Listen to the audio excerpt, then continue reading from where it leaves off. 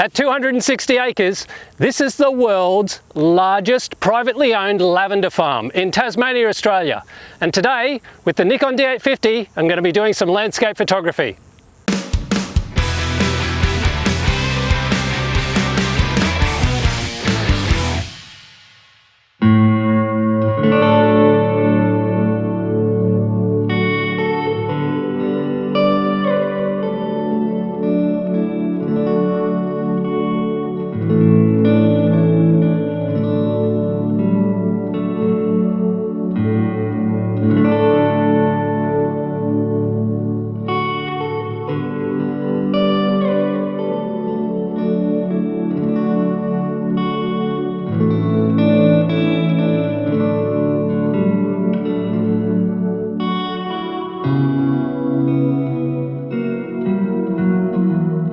You know, seriously, a landscape photographer can only dream about times like this.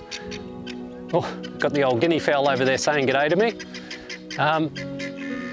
I'm here at this Bridestowe Lavender Estate and I'm going to shoot the sunset with the Nikon D850. Oh, those guinea fowl. Yes, hello, how are you going, boys? There you go, they're going to be quiet for me now. I don't know if you saw the opening, but I got some drone shots and it was fantastic. What a great time to be putting the Mavic 2 Pro up and getting shots like that. That was a real treat. But now what I'm doing is I'm just walking around the farm, just having a general look. Nobody's here. It's closing time because closing time was at 5 o'clock. It's now 6:38.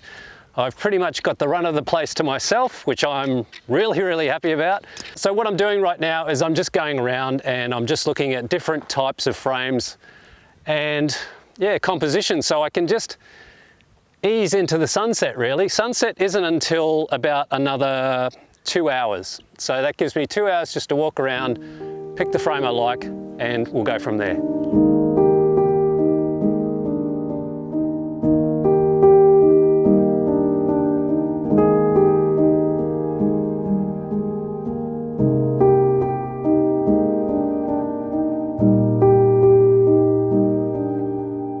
So at the moment, I'm thinking with the sun going down just over there, there is a couple of possibilities. I've got rows and rows of lavender down this way and they're all facing towards the west. So what I could do is use those lines of lavender as lead-in lines going straight out to the sunset. The other thing is I have got a little bit of cloud, which is great. That means I'm probably going to get a bit of colour. Who knows, long exposure could come into play. But let's just talk about gear for a minute. I've got my Nikon D850. I've also got my Nikon 16-35 VR f4 lens, as well as I've bought my 70-200 f2.8 VR2 lens, because you just never know, there could be a frame where I need to zoom in. But it is so beautiful here at the moment. I'm just taking it in. I'm just enjoying the whole view and the whole walk.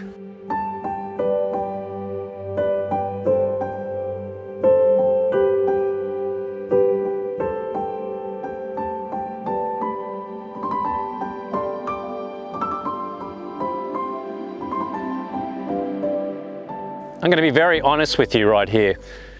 I have been walking around for the last hour and a half or so, and I've actually been struggling trying to find a frame. And I didn't realize how difficult it would be to shoot lavender. But now I think after walking around, I think I've finally found something. And what I'm going to have to do to get this shot is I'm going to have to miss out on the old 16-35 and we're probably going to put on the 70-200mm lens, because there's a section of lavender down this way. I'm about to turn around and show you. I love the way there is this lavender in the foreground, and then in the background is this quite unique row of lavender, and it kind of like S-bends off into the Aussie bush. By the looks of the way the sun is coming down, the sun should just sit down behind that mountain range and it should just poke straight through the trees there. What I'll have is my lead-in line coming off the lavender here with this unique form of lavender leading onto the trees and then into the background. Now it's time to basically frame up. So I'm just going to switch over from the 16-35 to the 70-200 and we'll see what it looks like.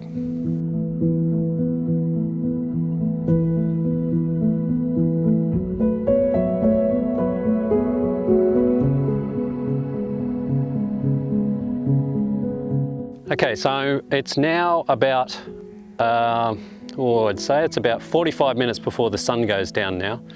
So I've set up and I've got my frame. I'm looking straight across over top of this lavender here, and then that's going to act as a foreground, and I'm actually going to have that out of focus, so a bit of soft focus, and that will lead out onto these snaking lavender type rows here, and then I'll go onto the Australian bush with the sun going down in the background. I just love the way this lavender is going. See, normally lavender is planted in nice straight rows, but these ones like snake around the earth type of thing. And that's the thing that really appealed to me about this frame, was I haven't really seen that before. So I just thought it'd be more of an interesting frame looking across this way. And then, yeah, we'll have that type of thing in the background. I think it'll just be better. Sun's just going down. All I got to do now is for 45 minutes, sit back, relax, and enjoy where I am. I mean, just look how beautiful this place is. I mean,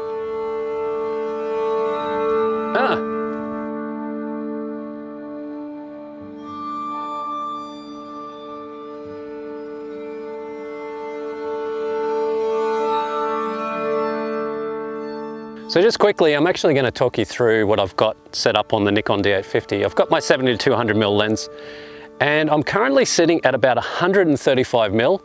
I'm going to shoot around f9 at ISO 64. I've got a two-stop, a 0.6 Lee filter, medium grade filter in the front of the lens, just to take that little bit of an edge off the sky. And yeah, I just think this is going to be nice. The reason why I think it's going to be nice is I've got the sun, as it just hits down over the horizon, I'm going to have this beautiful glow come across all this purple here.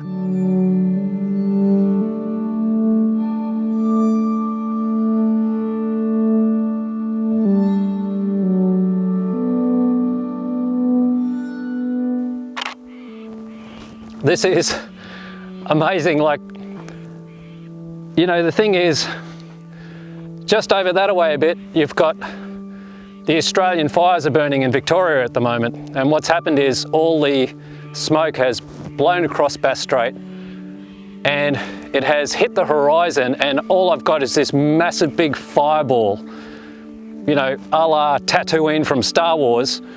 And it just looks amazing, looking straight out over the Aussie bush. This big fireball coming down through the clouds. 2-second timer release, no shake, and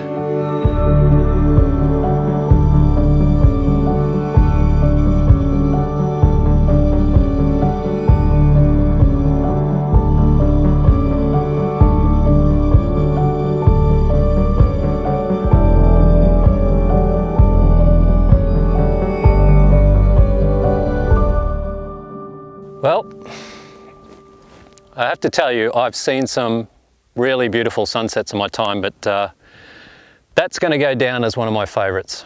I'm in one of the most amazing places on earth, this Bridestowe Lavender Estate. And I've got to say a big thank you to James that owns the estate. He gave me permission to come here after the sunset and get my shots and get my drone shots. So a big thank you, James. And if you're ever in Tasmania, make sure you drop by and come and check out this lavender estate. It is phenomenal. It is just, I turned up here today and the first thing, my mouth just hit the ground.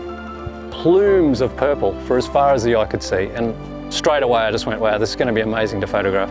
Thank you so much for watching. Always feel free to subscribe to my channel if you haven't already, and I'll see you next time.